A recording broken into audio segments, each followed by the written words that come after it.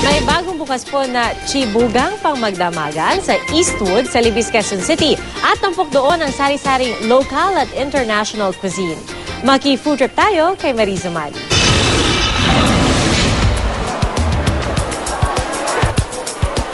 Ang night market na ito sa Quezon City may bagong gimmick.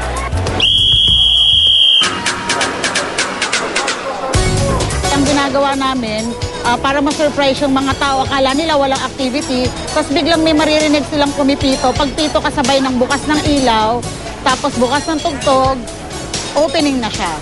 Yun yung parang sign namin na open na kami for selling.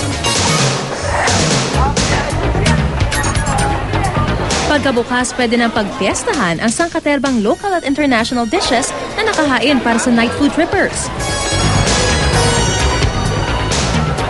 May Mediterranean tulad ng gulaki, shakshuka at kebab. May kakaibang bersyon din ng sushi na mala sandwich na pinalamanan ng seafood, veggies at avocado. In Australia, we eat it. It's a sushi to go. Yung mga busy people, they can eat it just like that. Kahit naglalakad sila, binabite. Mas okay siya dun sa ordinary sushi. Matitikman din ang Kansas-style pork ribs na hinaluan ng special sauce. Hindi rin nawawala ang ilang Pinoy favorites gaya ng Subulatsyon, Ilocos Empanada,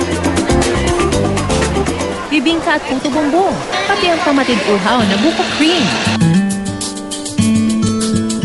Ang presyo ng ilang gourmet food at homemade specialties nagmumula sa 100 piso.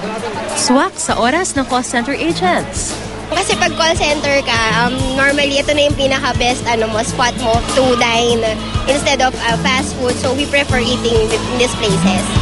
Ito lang ang Night Bazaar na nag-follow sa design concept ng mall, which is Eastwood. So makikita ninyo, transparent yung ceiling natin, maganda yung lighting natin.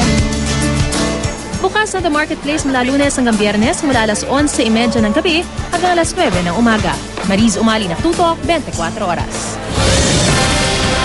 Susunod,